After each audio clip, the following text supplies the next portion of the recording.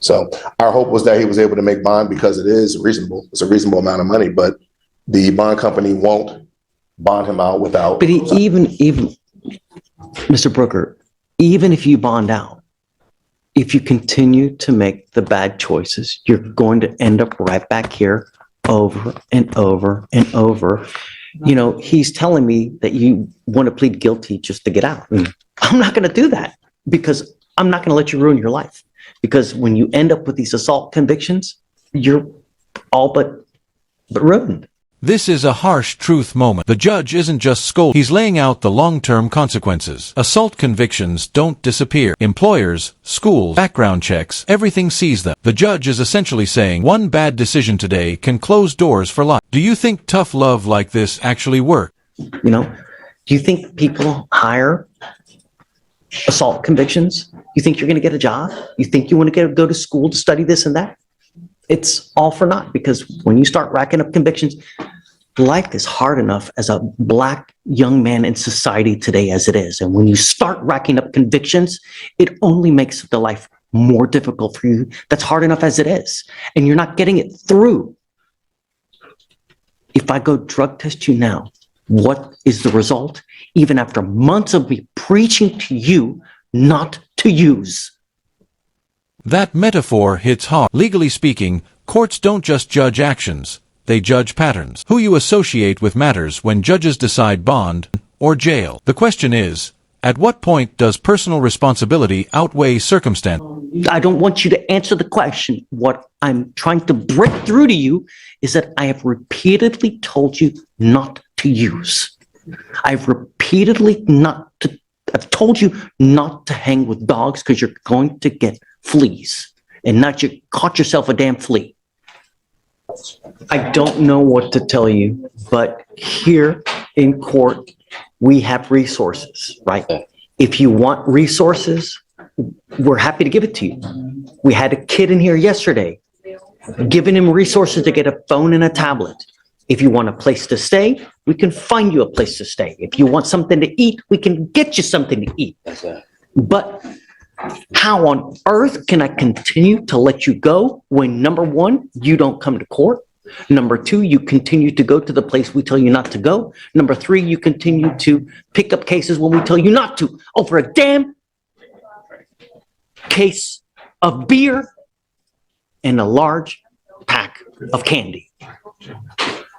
Mr. Lestrade, they know you at that Walgreens. Every single time you go back to that Walgreens, you have about every single eye in the sky looking at you every 15 ways from Sunday, watching your every. This is a major turning point. When a judge says the revolving door closes, that's courtroom code for no more second chance. Bond isn't a right, it's trust. And once that trust is gone, jail becomes the default. Move. Yes, sir.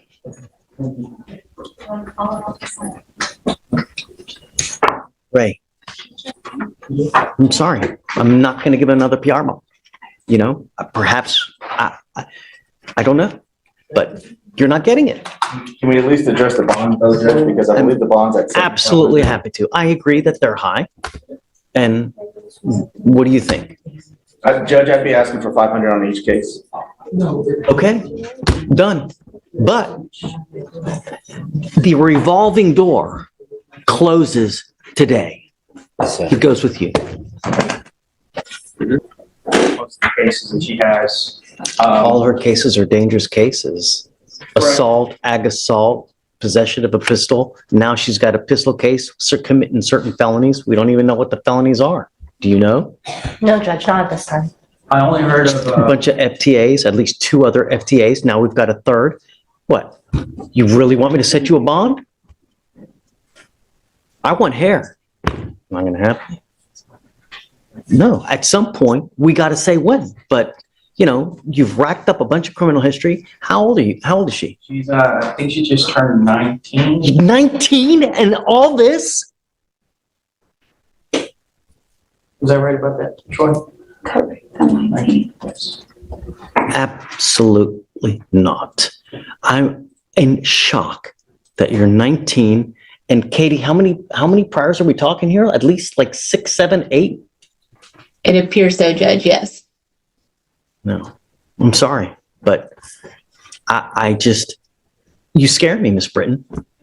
Really. I don't think that I could trust you. I think if I set you a bond, Let's be clear. This isn't just speeding. This is felony-level recklessness. Racing charges plus an existing bond violation is a nightmare scenario legally. Judges see this as a public safety issue, not a traffic mistake. Would you trust someone like this back on the road? it's something is going to happen, or you're just not going to go back. And I'm sorry, I can't. Judge, did you already talk to him about his non-driving affidavit and all that? That's why I Just go over there and sign your bond. I told him that he can't drive. Yeah, I know. We're nearly 120 miles an hour weaving in and out of traffic. No, I got you. I was came back from work, like I had to get half a day, how much did it go back? My only condition, Could there be like a curfew or something, or like anything like that? Cause I have to. nearly 120 miles an hour in and out of traffic. I'll talk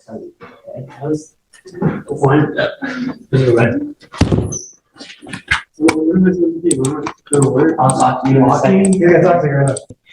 Sir, you were charged with racing on a highway. You're facing up to 6 months in jail and or a $2,000 fine. We are going to do probable cause. You have the right to remain silent. Anything you say can or will be used against you. You have the right to have an attorney present. If you cannot afford one, one will be appointed to you, sir.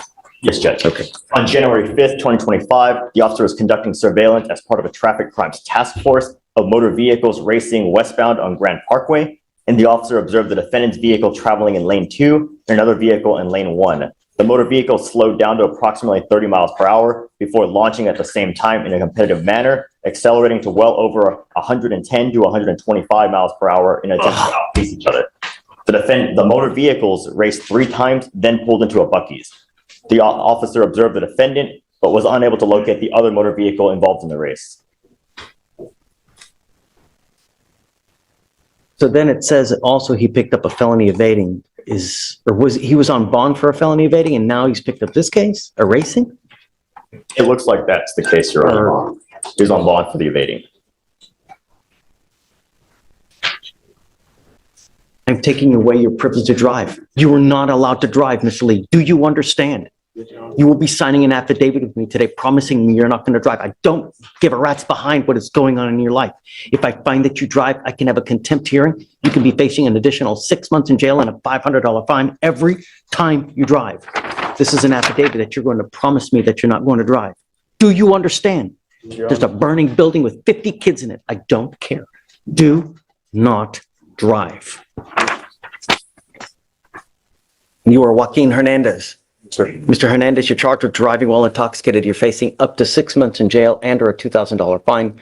We're going to do probable cause. You have the right to remain silent. Anything you say can or will be used against you. You have the right to have an attorney present. If you cannot afford one, one will be appointed to you, sir. Yes, Judge. On January 12th, 2025, the officer was dispatched to 7000 Gulf Freeway, and another officer had advised that the defendant would sleep in the driver's seat of the vehicle. The vehicle was on and running, and the officer observed a container of beer in plain view in the center cup holder. The officer made contact with the Drinking while driving? Yes, Judge. And the officer observed a strong odor of an alcoholic beverage, watery bloodshot eyes, slurred speech, and the defendant admitted to consuming beer, but did not state the amount. The officer observed a 12-ounce Michelob Ultra cold to the touch and a plastic bag labeled Margarita to go with a straw sticking out of it, mostly consumed, and an open pack of beer in the back seat. The center field sobriety tests were performed, HGN 6 out of 6. Walk and turn and one leg stand were not performed due to the defendant claiming he had one bad leg. The defendant was read the DIC and declined to provide a sample, and a blood search warrant was signed and executed. Mr. Hernandez, I'm going to find that there's probable cause to go forward with your case. Can you see if he has any prior DWIs, please? Yes, Judge. I see no prior DWIs. I would venture a guess that it's damn elementary that you're not supposed to have alcohol in the car. I am now taking away your privilege to drive. You will be signing an affidavit with me today promising me you're not going to drive, and I don't give a rat's behind what is going on in your life. If I find that you drive, and I don't care if there's a burning building and you have to save 50 children, I can have a contempt hearing.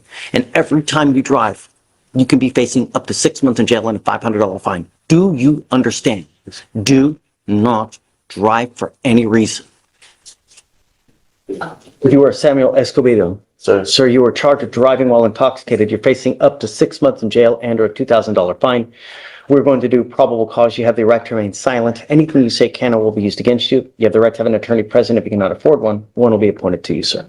Yes, Judge. Okay. On January 26, 2025, at approximately 12:31 a.m., the officer observed the vehicle on East Sam Houston Parkway turn southbound in front of the officer, making a wide right turn and entering his lane of travel, forcing him to slow to avoid a potential collision.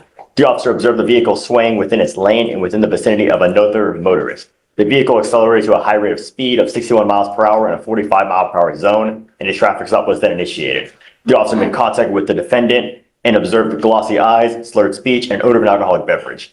The defendant stated he was coming from a party where he had 2 shots and standard field sobriety tests were conducted. HGN 6 out of 6, walk and turn 3 out of 8, one leg stand 2 out of 4. This is one of the most misunderstood legal concepts. Driving feels like a right, but legally, it's a privilege the court can revoke instantly. And notice the pattern.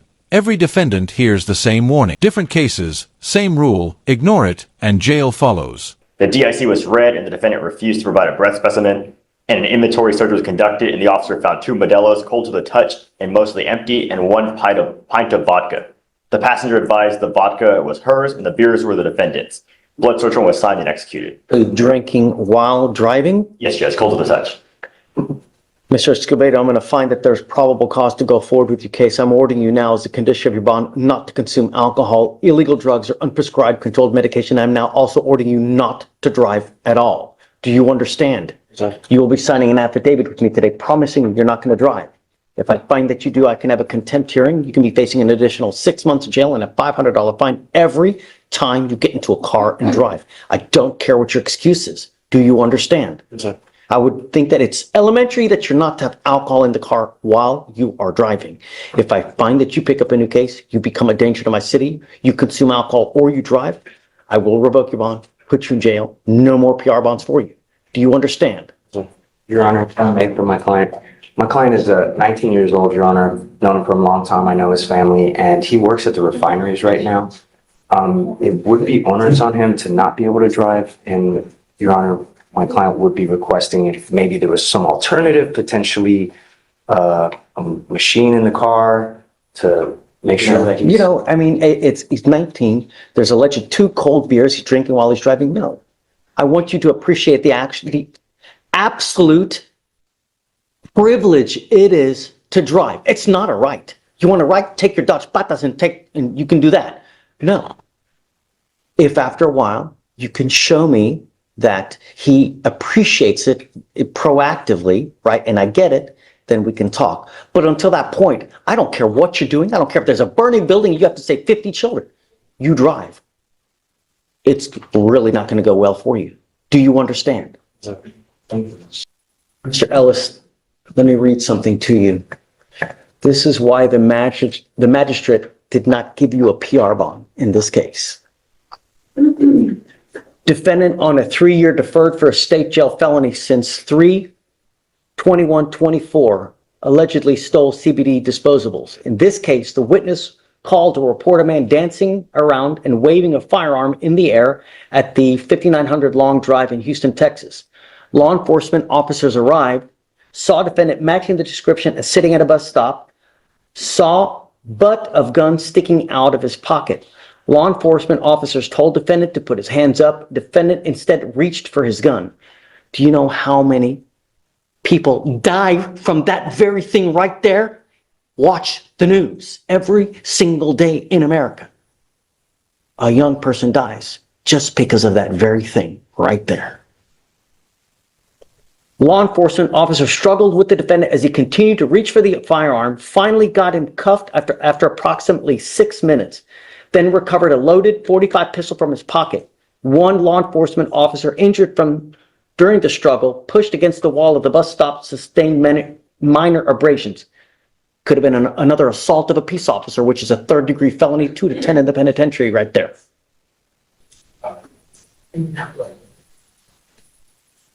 Should I anticipate the TRES recommending serve report? Oh. This is a second bond violation report.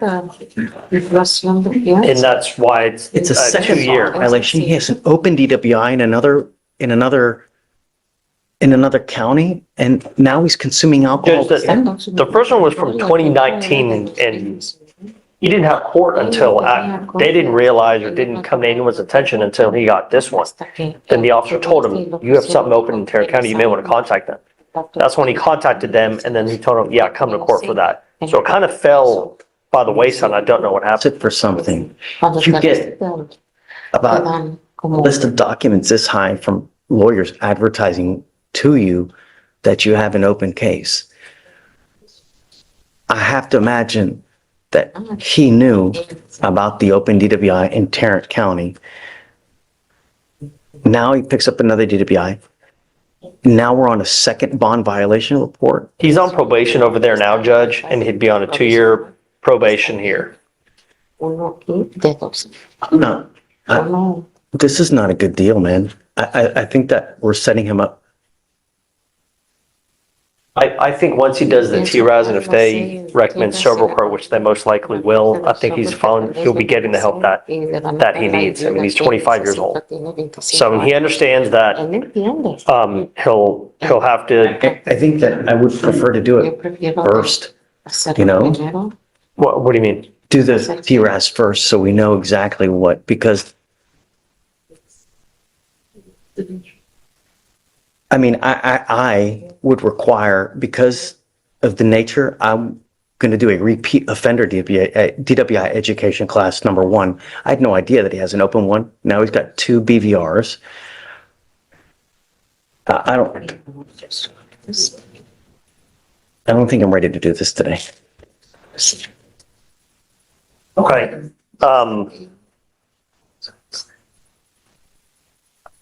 Not only that, you're on your second bond violation.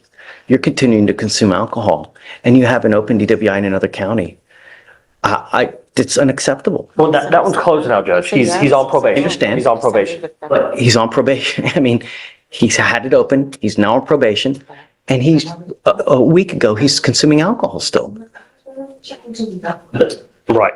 I let him go once. I can't do it again, man. Judge, I understand that you have to zealously advocate for your client. But it's time. No. what he was telling me was, and he showed me the paperwork, that the day after the alleged violations, when he was reporting to his probation officer, he doesn't understand how he would have tested positive when they would have tested him the next day. In fact, he actually got tested recently for drug testing. So they're drug testing him there and for alcohol. So I'm just letting you know what. I have a scram. He's still testing positive for alcohol. It's unacceptable what's going on with you, Mr. Martinez. No, I'm not ready to take this deal now. And I think that it's, Judge, my only concern is if he goes in, as you know, with this administration, he's not coming out.